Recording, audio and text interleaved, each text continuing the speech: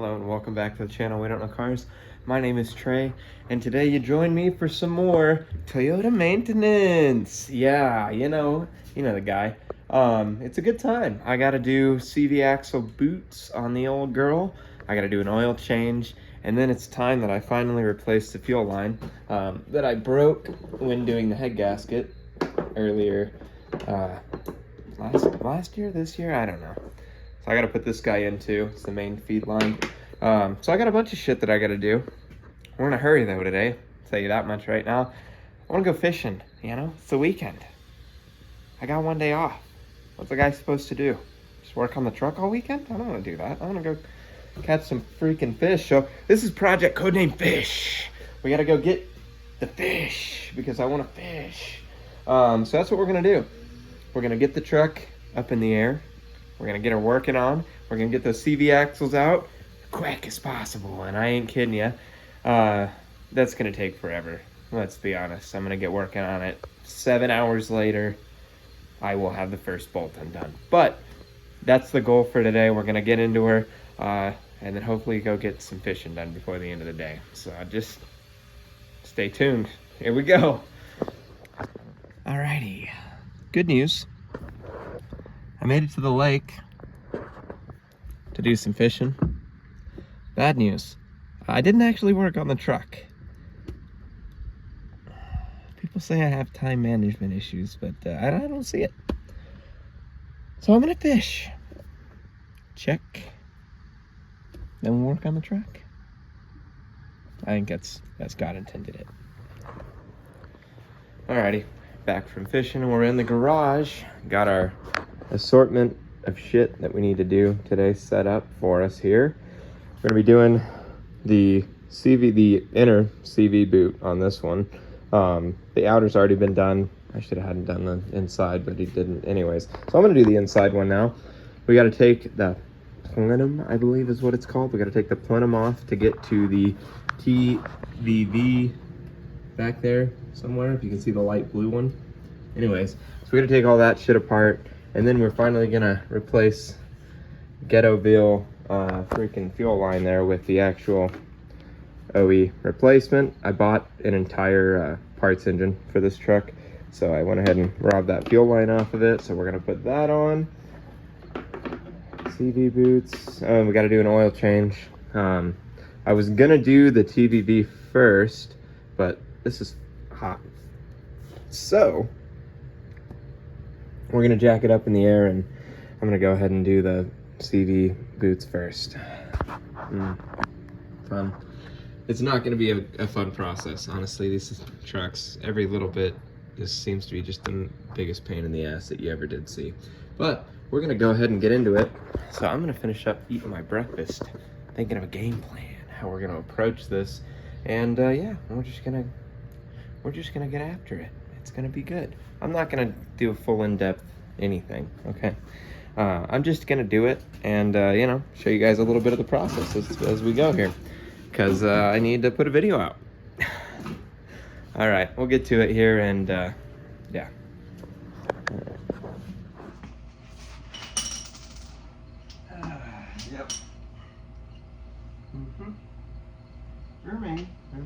From Maine, definitely leaking. That's fine. You don't need oil, honestly. Oh, what in the hell did I do there? Put a 13 millimeter on there? That's cool. It's bright. God damn, this thing's leaking only like a motherfucker down here. The front main is out. Dunzo. Shots. Wasted. Absolutely wrecked. Just exciting. For sure. God damn it. I really super duper don't want to have to get up right now, but I'm gonna have to get up right now. It's easier with the tip. Okay, well, up we go. This is not gonna be any fun, probably, but as it be. Okay.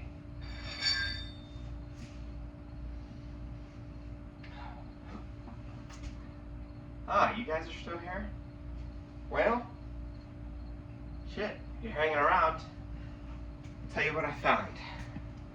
So, got the skid plate off, and I had noticed about a week ago that there was some oil on my freshly cleaned and painted skid plate. I did that a couple of months back, and I was like, huh, great, what now, you know? I just did the oil pan gasket and the transmission pan gasket, and I don't know, about a year ago or so, I had the rear main seal done. So really, there's not a lot left to leak on this thing, and I just got under here, and the front main has left the chat, I'll tell you that much. It's pretty significant under there. So, we're gonna ignore that. That'll be fine. You know, this is my problem still, but later. I'm gonna deal with it later. So I think what's gonna end up happening is we're gonna end up pulling this engine out of here before too long. Definitely sooner than I wanted to. It's only got 226,000 miles on it, but I know there's a few things that need done. The oil pump needs replaced. I know that for a fact. Just reading the oil pressure gauge, it kind of does some things. Once that oil gets warm, you know, we're down. So I know there's some things that need done. Honestly, wouldn't hurt to rebuild this thing anyways. I wasn't particularly nice to it, and there's no telling, you know, the people before me how they maintenanced it or anything like that. That also might give us a chance to figure out why I can't run a thermostat in it, but yet there's no exhaust gases. So I think you know, within the next year for sure we'll end up ripping the engine out of this thing and going through it. That'll be fun. No, you really won't. But you'll be around. You'll be along for the ride when I do it. I'll just need some time. I'm looking for a project vehicle right now to add to the channel. There's a few local listings that aren't, you know, totally outrageous. So I'm looking, trying to find the right one. If we can get something like that, do a revive and drive or something on it, and then I can, you know, have that as kind of a secondary. Then maybe I can get to ripping the engine out of this, you know, at some point. But for now, this is my daily and I can't afford not to have it. So we'll just put some new oil in it. That's gonna solve the issue.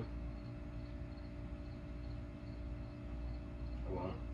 And then, yeah, it'll be fun. But anyways, I've got it jacked up. I'm gonna get the wheel turned, and we're gonna go ahead and rip the CV axle out of this side. I actually need to do both the boots on that one. It was the outer on this side that I had done already. So I need to do both the boots on that one. I've got both of them, so we're gonna go ahead and do that. This thing is still cooling off. So we're gonna get to it. Starting. Alrighty, we're here. I had to get this rotor snapped up with a screwdriver, get the dust cap off here. There we go. I was just in all this shit not that long ago, so I mean all this shit should come apart pretty easy. I know there was some, I took it in for an alignment after getting the suspension and after finishing up the front suspension, and they said the wheel bearings on this side were a little loose, so we'll go ahead and tighten that up since we're going to be in here. Might as well. Oh, it's a 12, isn't it? And I just brought a 10 down.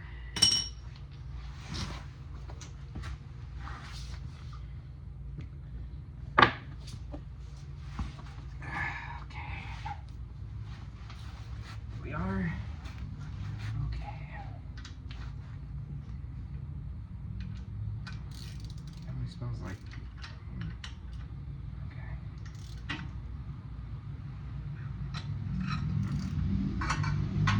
It's about time for some new rotors and everything on this old girl. I'm going to be replacing the rear drums with disc. I'm going to go ahead and convert those and have disc all the way around because disc are just easier to work on. It takes less effort from me. And those drums, I don't know. I think I ran the adjuster like cable the wrong way, so the rear brakes aren't adjusting properly. So, you know, there's that, and that's not super helpful considering that's how you stop. Although the majority of the work's done up front with these discs, so maybe I'll clean all this shit up since I'm in here. Nope, definitely not. My new upper control arms are looking good. All the ball joints look good. I mean, everything looks like it's holding up in here. The CV boots are wrecked though. And I kind of saw that when I was doing the front suspension, but it looked like such a pain in the ass to do that I just ignored it. So now here I am, tearing it all apart again. Yeah, I'll never learn. Could have done it while I was in there, but just, you know, lazy. That's fine. Okay, get all this shit off of here. These are kind of nasty.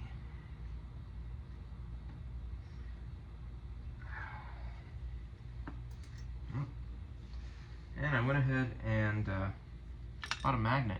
Got it up here, so I can put all this shit in there, so I don't have to worry about losing it. Because that's I have an issue with that. God damn. It's fucking gross. What the hell? Wasn't this bad before?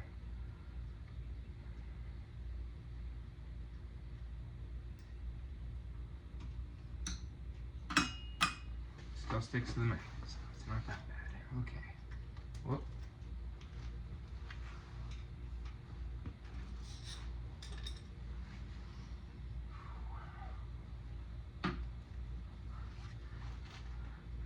So back to the converting the rear drum brakes to disc. If that's something you guys want to see, let me know. You know, for the few of you that keep coming back to these videos on the truck specifically, I do appreciate that, by the way.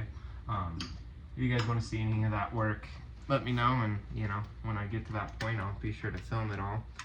I'm gonna not do as much with the truck, you know, kind of heading forward in terms of any of the little projects, kind of like what I'm doing right now, because they just they don't get the views, you know. And I get it. That's just not what, you know, people don't necessarily want to see. This, you know, there's a very select audience, I think, for the people that want to see work on this kind of a vehicle.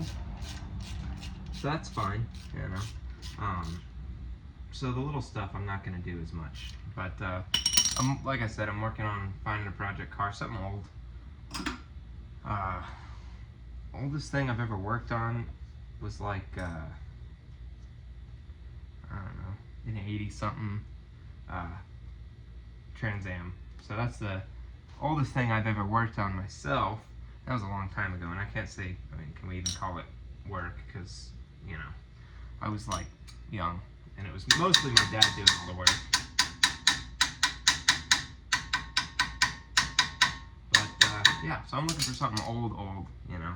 I like 50s, 60s cars. I've been looking for a 70s Pontiac of some variety. I'd really like to do Le Mans, but finding cars, you know, in any of those eras that are affordable, that don't need a ton of work, are you know, it's pretty hard. So I'm looking for something in the budget and seeing what I can figure out. Just stay tuned, and eventually we'll get something good on there. It's a little harder in my area.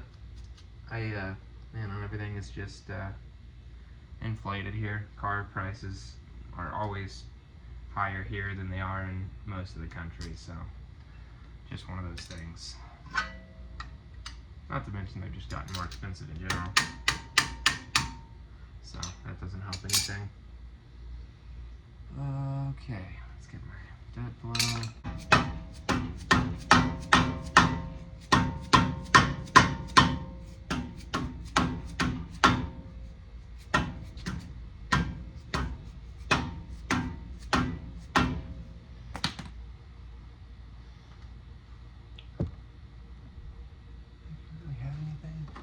Assist me here.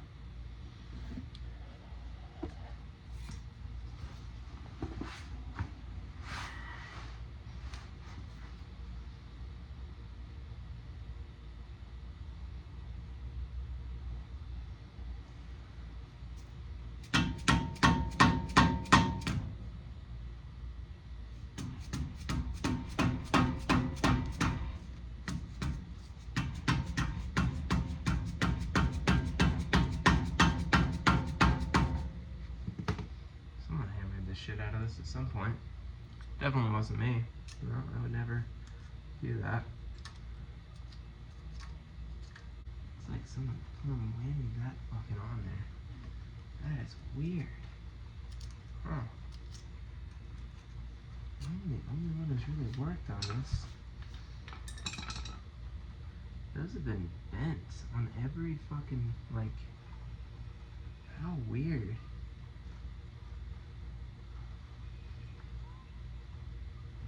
I don't know if this is gonna come off. It looks like it's almost been bent on, and it's on every open face here. I mean, I'm surely not bending it with a dead blow, you know what I mean?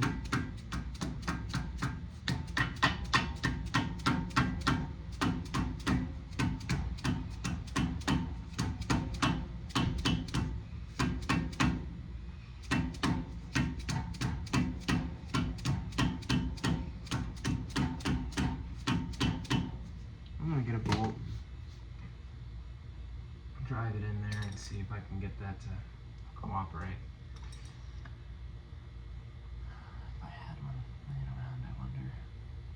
We're gonna find out.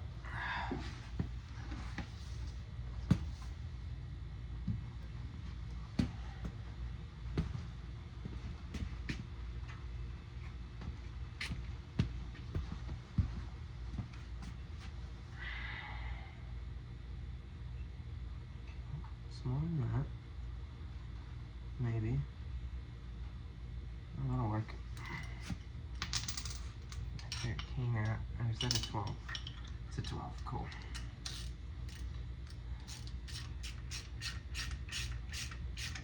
So we'll be intelligent here and use this the way it was intended to be done and press fit this shit off of here.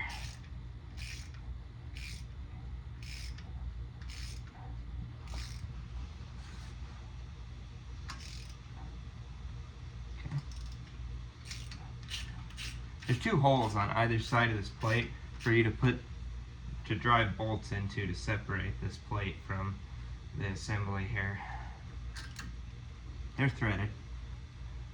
And as it turns out, the bolts that go into your skid plate are the same threads. So that's exciting. This is better than beating the shit out of it with a hammer, like at some point was done. I don't know who did that. I don't use metal on metal if I can help it.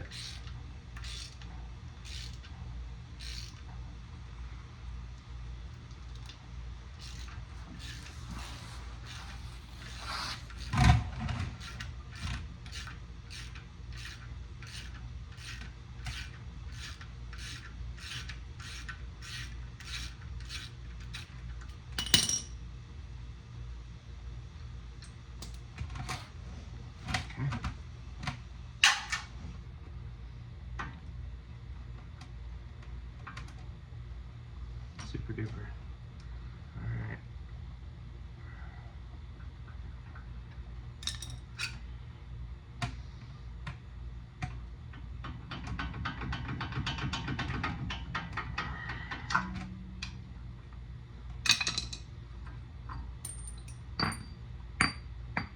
Okay, well, I stand corrected. I don't think I've ever been in on the side of this truck somehow, because the looks like original gasket is on here, and if it says anything, I didn't even know this surface was gasketed. Anytime I've torn into one of them, there was no gasket. So that is interesting for sure.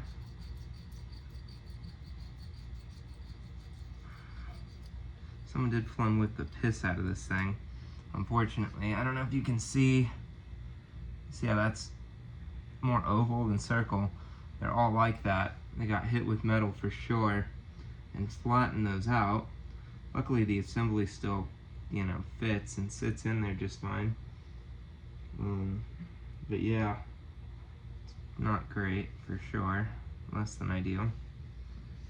But I'm gonna go ahead and I'm gonna get in here and get all this gasket off for sure. I had no idea this was a gasketed surface at all. But it definitely is. That's crazy. Wow, this is gonna be a pain in the ass to get rid of, for sure.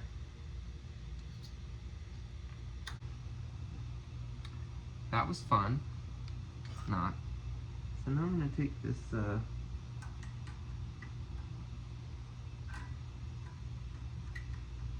guy out.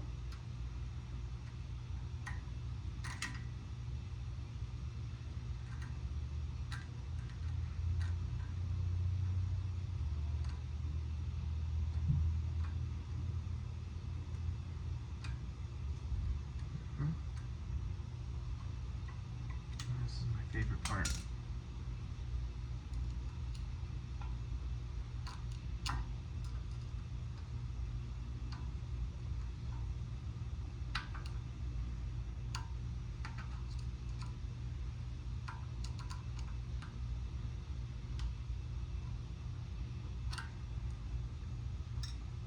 Get a screwdriver through my finger. Yes, I am.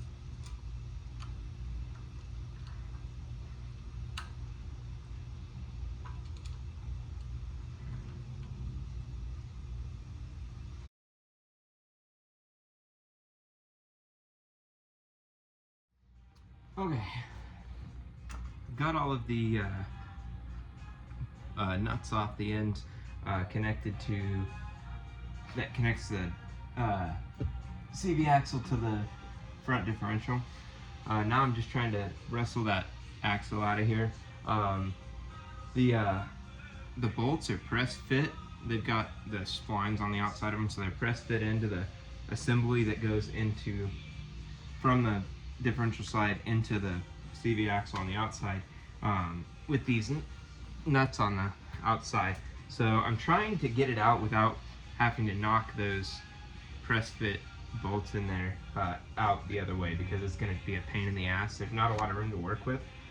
So I've got it at full tilt here, and I'm hoping that will give me enough wiggle room to get it out of here without having to press those bolts out the other way, because I'll be beating on them with a hammer for the next 27 years. So we're going to get in here and give it a shot. And no, you did not hear the Bee Gees in the background. Just don't worry about it.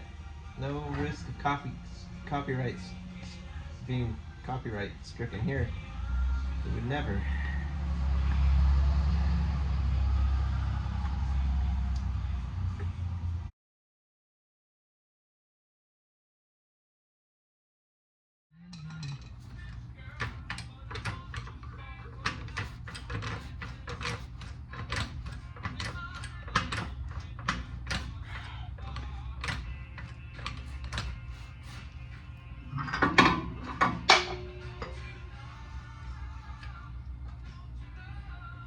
Oh, fucking hell. Well, that was a bitch. Yep, that sucked. This video is definitely getting copyright strikes.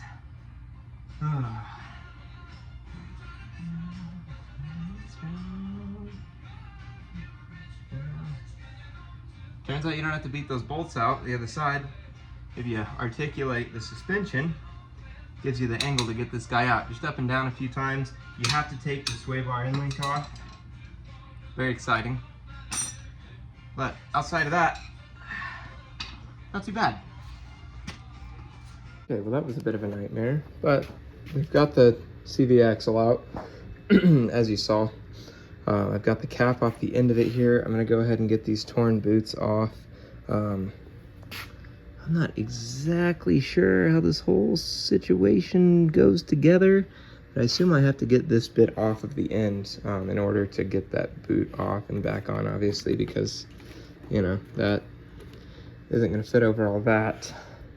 So I'm gonna mess with this for a second and figure out exactly what I gotta do. I'll clean it up, you know, pretty good. I've got grease to put in it that came with the boots. So I'll go ahead and grease everything back up, pop everything back together, clamp everything back together. I got a few different varieties of clampage that we're gonna make that work with. Other than that, I'm just gonna go ahead and get her done here. and shove her back in there. Not a whole lot to show you, you know, other than me struggling. It's out of the truck, but man, that took a minute. And it's just, I think it's all about using the suspension to your advantage, right? When you're doing something like this. So it was up and down and then up a little bit. And then I realized I had to take that sway bar end-ling off. So I had to bring it back up and then bring it back down. And it was kind of a nightmare. But now I know for next time. So there we go. So I'm gonna get this switched up, and then hopefully the truck will be cool and we can get working on that. So there's a snap ring here that retains these bearings. It's gonna allow it to spin on the axes here with these guys.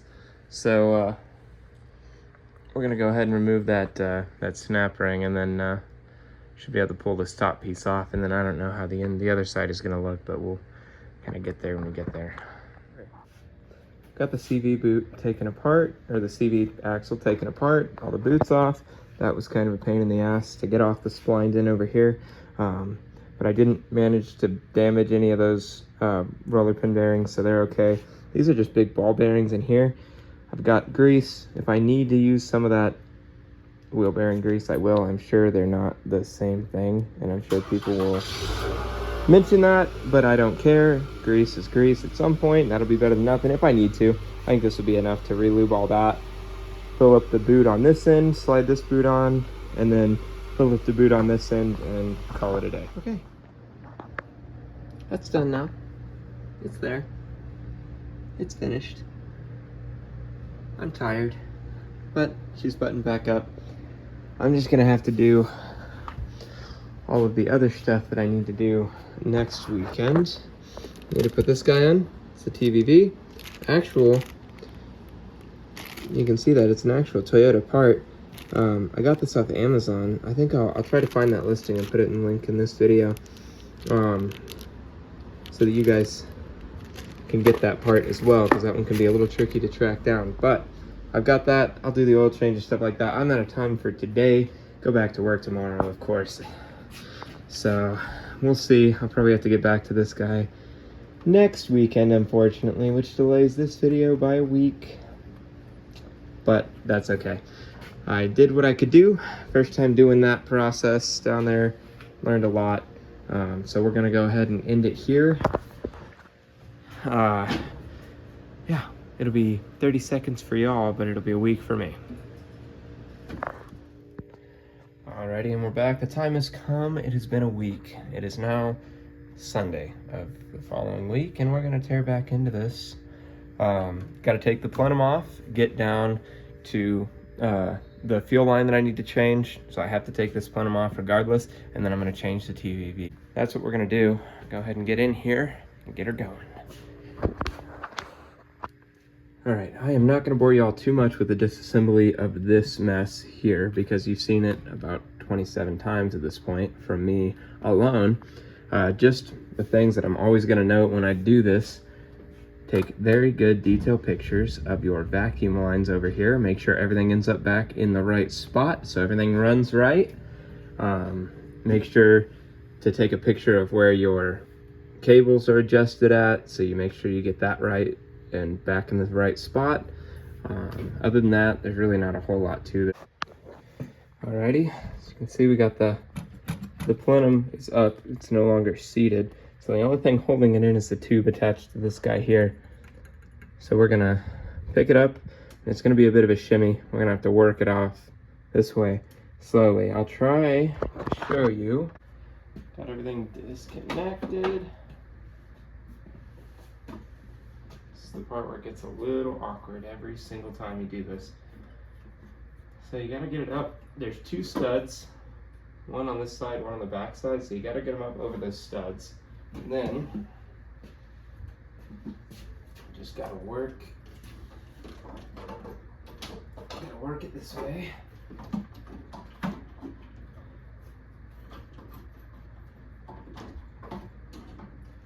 Just gotta work it.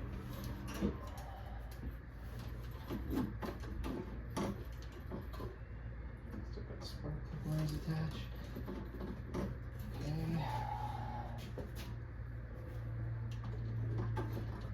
There we go. Now it's gonna come off.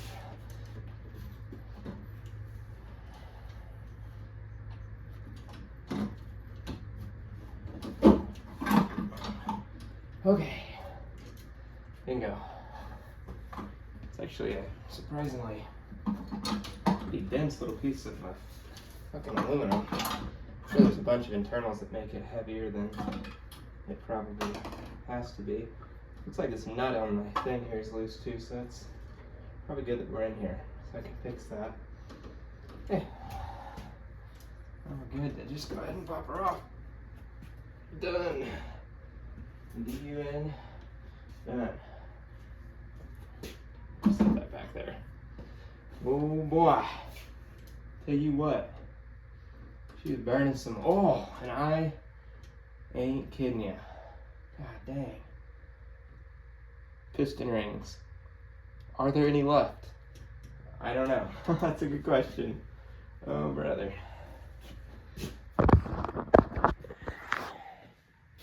Just bring you in. She's definitely, she's a little willy in there.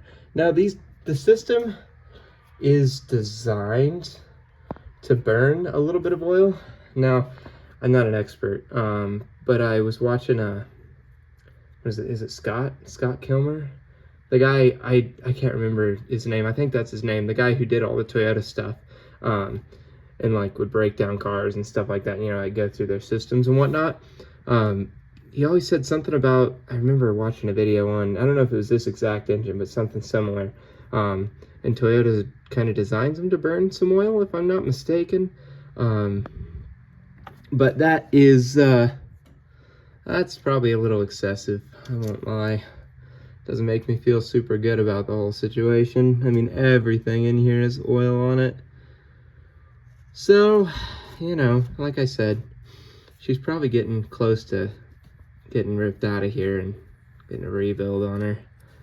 Probably needs it. I mean, I was especially hard on this truck, but it's neither here nor there at the moment. So, and you can see this is the tube that runs in there. And I don't know what in the hell this does, if I'm being honest with you. So I'm not even going to try to educate you on it. I'm sure it has something to do with emissions or some shit, without a doubt, because all the extra shit always does. But yeah, I mean, you know, could be worse, could be better. We're gonna go ahead and get this guy here. This is the fuel line that we made. So we're gonna go ahead and put the stock fuel line, and then that light blue, that is the TVV. So we're gonna put the actual Toyota part in there. That is probably more correct. So that's what we're gonna do. Okay, so I'm in here, I've got that fuel line disconnected. Now we're working on this TVV here. So the hard part is I did this last time when that back piece, because that piece with the hoses coming off of it and the electrical connection and that holds the TVV, that comes off. So when I put that TVV in, it was out of the car. So I'm having a hard time getting to it where it's located. You can see it's kind of in an awkward spot. So what I'm going to do is clip the nipples off of the top and bottom of that valve so I can get a deep well socket on it and pull it out that way, because I can't get a combination wrench or any sort of adjustable wrench in there. So because I don't need that anymore, I'm going to go ahead and clip it and pull it, and then I'll show you the difference between that one and the one that is technically a Toyota part. Okay. Here's the one I got off Amazon. Now this is a similar style, temperature regulated vacuum valve. So what I think, from my understanding of it, is there is an open passage from this to the piece it's probably about that big, has a few tubes and connectors coming off of it. Now you have to gasket that surface because coolant flows out of the back of the block up those hoses, right? So it's actually, I don't know if it's part of the heater core, if it's just part of the general cooling system.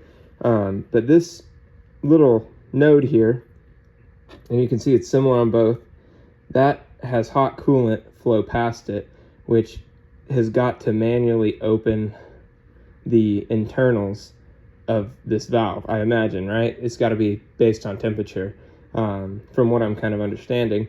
And then that allows the passages to open, and that flows exhaust, or that flows gases from the charcoal canister in the so the bottom tube is going to be the charcoal canister, and it flows those gases up, and that goes around to your god damn it, what's that called? The plenum. It connects in and it burns off the excess gases from that charcoal canister, if I understood that correct.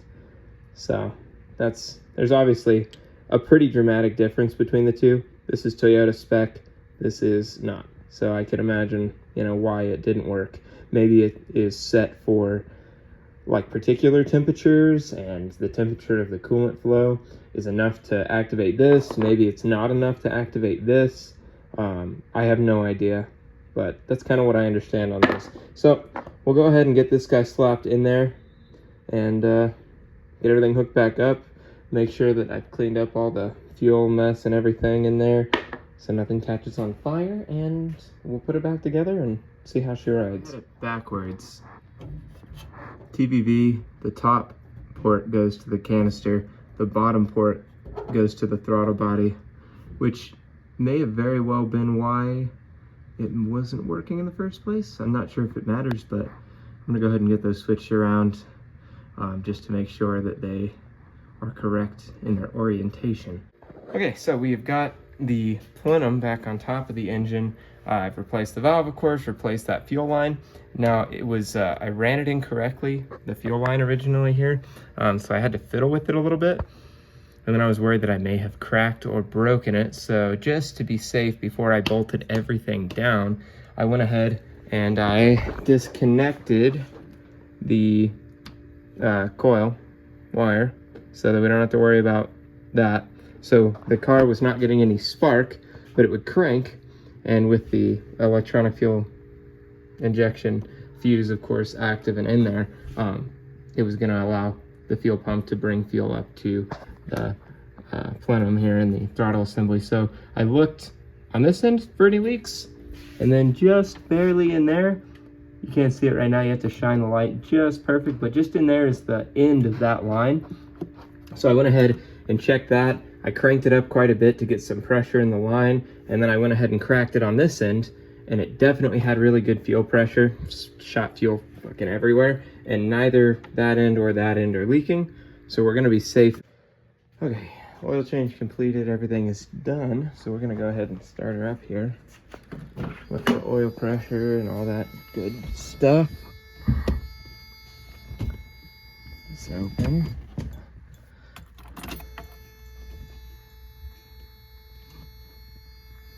Okay.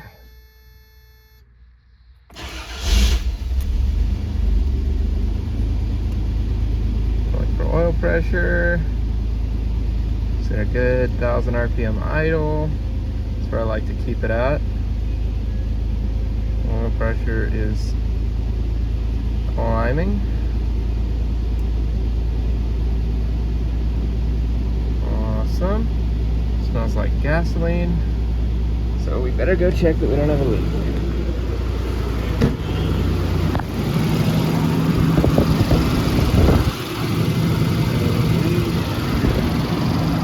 Check the motor real quick. It really smells like gas.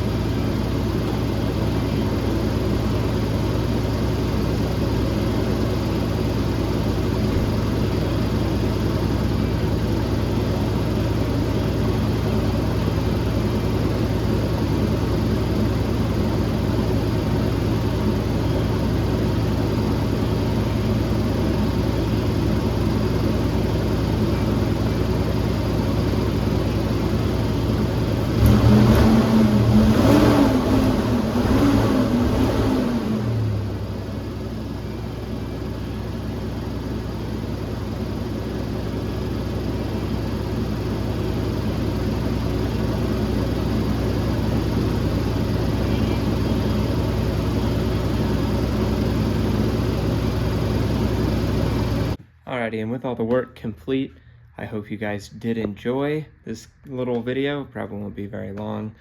Just doing some general maintenance on the old girl. If you did enjoy, be sure to like, subscribe, comment, do all that good stuff that everyone always tells you about. I read all the comments. I like getting comments. You guys asking questions or giving insight. I enjoy that. So if you have anything to add or any questions or anything like that, just, go for it. If it's a question, I'll answer it to the best of my ability, or maybe some other people in the comments will answer it for me. So without any more talking, my name's Trey with We Don't Know Cars, signing off, and I'll see you guys in the next video. I'm a mechanic.